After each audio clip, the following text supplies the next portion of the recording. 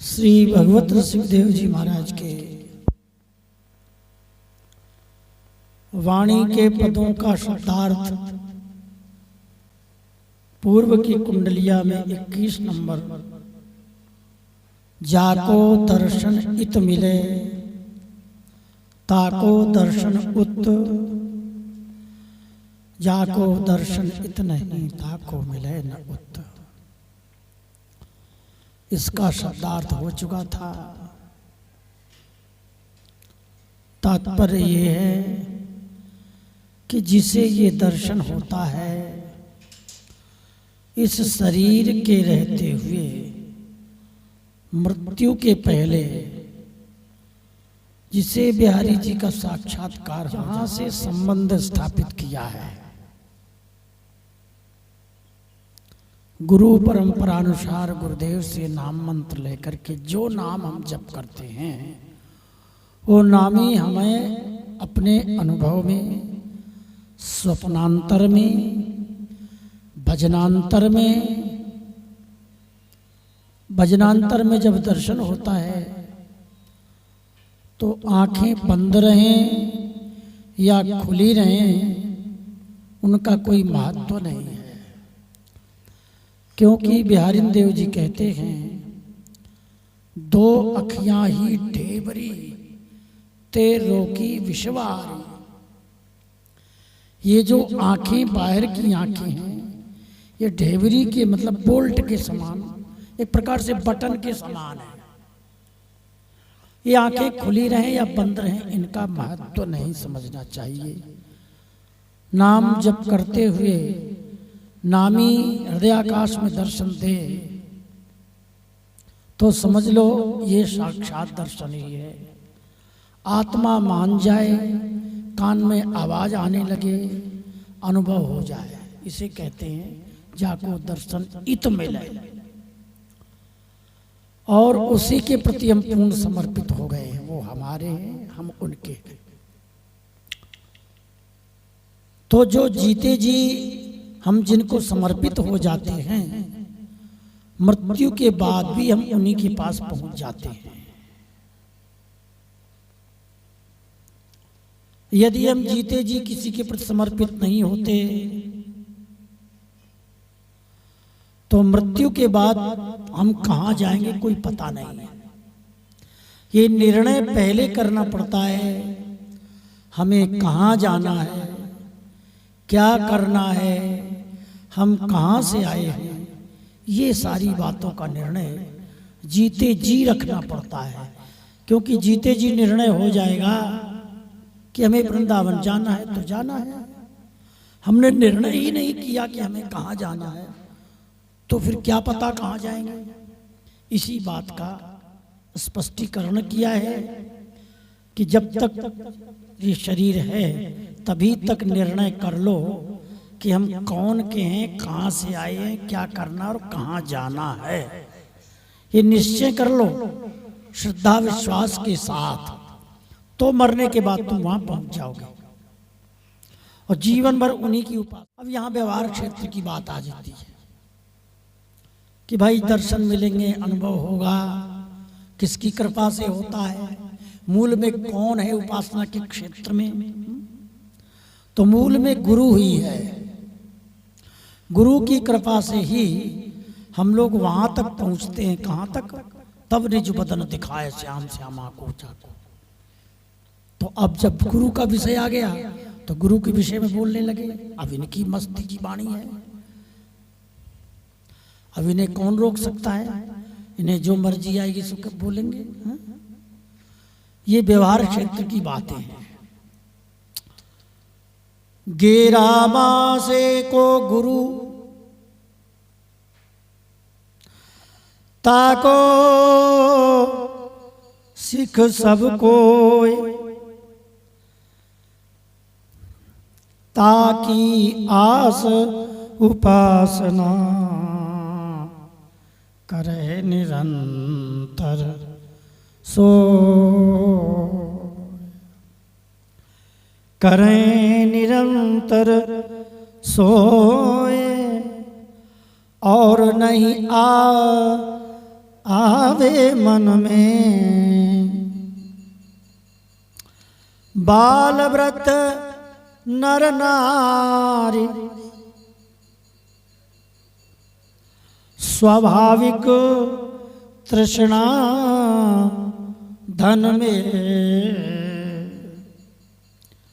भगवत रसिक बिहाय,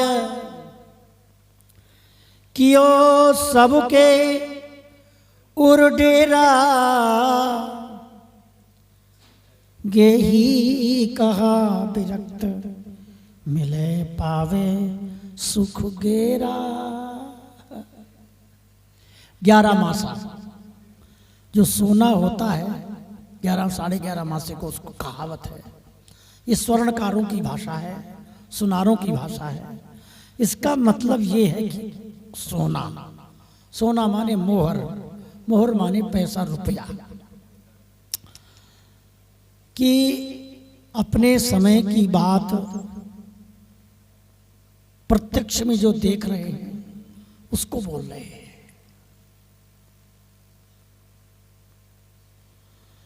कि 11 मासे को गुरु ताको सिख सब को।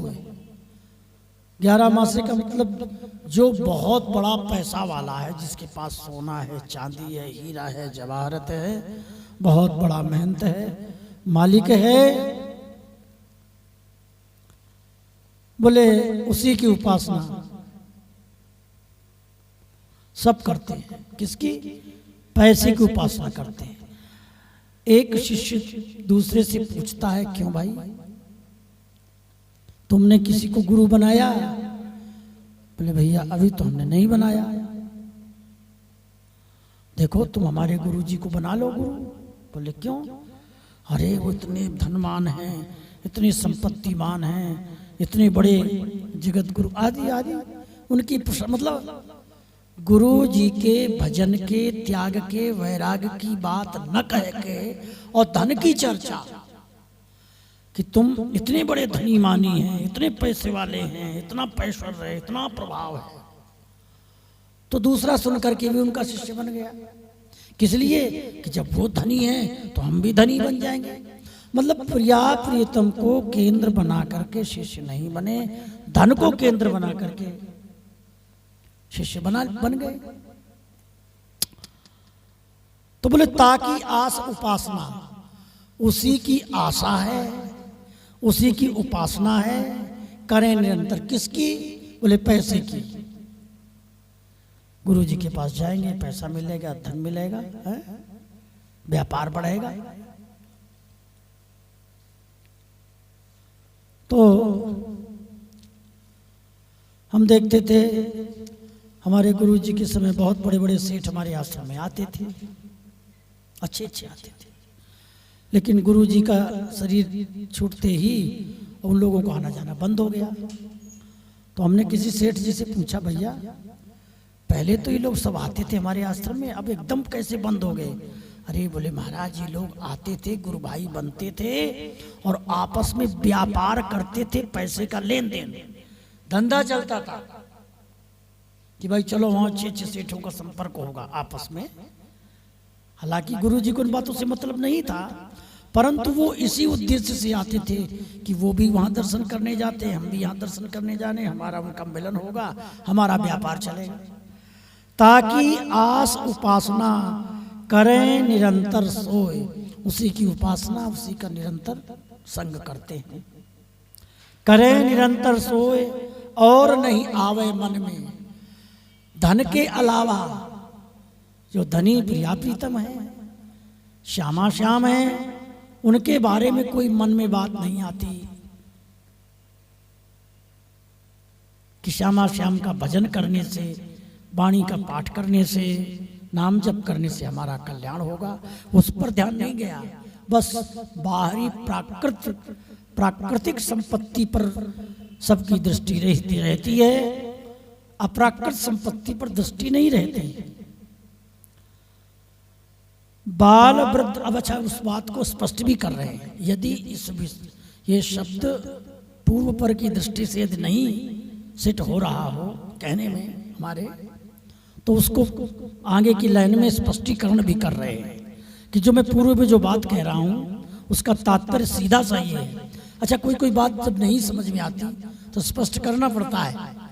तो भगवत सिंह जी उसको स्पष्ट करते हैं कि भाई मेरे कहने का तात्पर्य आप समझो कि बाल वृद्ध नर नारी, चाहे कोई छोटा सा बालक हो, धन का प्रभाव आज भी देखिए, रुपए का एक 10 रुपए का नोट छोटे से 6 महीना साल भर के बालक को दो, जिसको बेचारे को ये पता नहीं कि पैसा क्या है, लेकिन उसको भी जब रुपया दोगे तो अपने आप को स्वाभाविक जो है उसको मुट्ठी में दबा लेगा, सबको नहीं देगा। अच्छा, उसको पता नहीं कि क्या है, लेकिन फिर भी स्वाभाविक है। बाल वृद्ध नर नारी, स्त्री है पुरुष है बालक है वृद्ध है, स्वाभाविक रूप से, कोई बनावटी नहीं। बोले तृष्णा सबके मन में होती है, धन में, धन की तृष्णा सबके मन में है, तृष्णा धन में। भगवत रसिक बिहाय, जो भगवत रस के रसिक अनन्य महानुभाव हैं, जिनको श्यामा श्याम से ही मतलब है, हर समय उनके भजन में तन्मय रहते हैं, ऐसे लोगों को त्याग दिया है जिन्होंने कियो सबके उर्डेरा, और सबके हृदय में बस केवल पैसा ही पैसा, धन ही धन, इसी ने अपना डेरा जमा दिया है।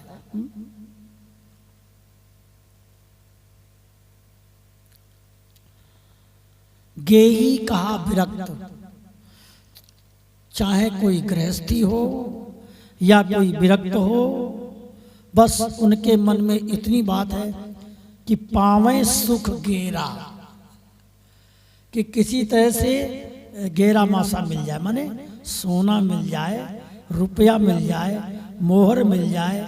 गेरा मासे मतलब पुराने समय पर वो मोहरें चलती थी, सोने की मोहरें, अब तो रुपया चलता है, तो पुरानी भाषा में बोलते हैं पावे सुख गेरा, बोले किसी तरह से गेरा मासे को सुख मिले, माने पैसा मिले, रुपया मिले, तभी इस धन रुपये संपत्ति को प्राप्त करने की लालसा हृदय में भरी पड़ी है। चाहे कोई गृहस्थी हो या कोई विरक्त हो, उसके मन में बस यही पाने की इच्छा है। इस बात को श्री भगवत सिंह जी महाराज कहते हैं, लौकिक व्यवहार की बातें कहते हैं। देखो भाई, ये शरीर है तो शरीर के साथ जहाँ जाएगा वहाँ तो शरीर की रक्षा भगवान ने शरीर दिया है, तो भोजन भी देंगे, उनके प्रति समर्पित तो सारी व्यवस्था हो जाएगी, तुम चिंता क्यों करते हो? भोजनाच्छादने चिंता वृथा कुर्वन्ति वैष्णवाः, सब विश्वम्भरो देव हो सकिम दासानुपेक्षते, वो विश्वम्बर है, सबका भरण पोषण करता है, तो क्या अपने भक्तों का नहीं करेगा? इनका अभिप्राय है भगवत सिंह जी का कि अपने इष्ट के प्रति समर्पित और विश्वास और श्रद्धा रखनी चाहिए, सब काम होते हैं। अपने चित्त की वृत्ति को धन पे नहीं लगाना चाहिए, ये बात उनका कहने का तात्पर्य है। आगे फिर कहते हैं, आगे की कुंडलिया में, पशुरूपी संसार सब बंध्यो धर्म रजुमाय, वर्णाश्रम दर्शन छऊ छूट सकत को नाहि। आगे धर्म रूपी खूंटे में वेद रूपी, वेद ने धर्म रूपी खूंटे में हम मनुष्यों को पशु की तरह बांध रखा है। ब्रह्मचर्य, गृहस्थ, वानप्रस्थ, संन्यास, वर्णाश्रम दर्शन छऊ, 6 प्रकार के जो दर्शन शास्त्र हैं, न्याय वैशेषिक वेदांत आदि, वर्णाश्रम दर्शन छऊ छूट सकत को नाहि। जो जिस संप्रदाय में, जो जिस परंपरा में, जो जिस आश्रम में है, वो बस अपने पर ही सीमित है, वो धर्म के खूंटे से बंधा है। 2 प्रकार के पशु होते हैं, एक तो धर्म से बंधा होता है, एक छुट्टा होता है। अच्छा, जो बंधा हुआ खूंटे में, उसके बगल में घी बूरा रखा है, पर वो घी बूरा नहीं खाएगा, खाएगा वो भूसा ही। तो ये भूसे का तात्पर्य क्या है और घी बूरे का तात्पर्य क्या है, ये सब स्पष्टीकरण कल हम इसका करेंगे। श्यामा श्याम बिहार नित्य माधुर्य परम रस, भगवत तिनहि न देत तारना जीत जान पस। तो इसका शब्दार्थ स्पष्टीकरण कल के सत्र में करेंगे। बोलो वृंदावन बिहारी लाल की जय। जय जय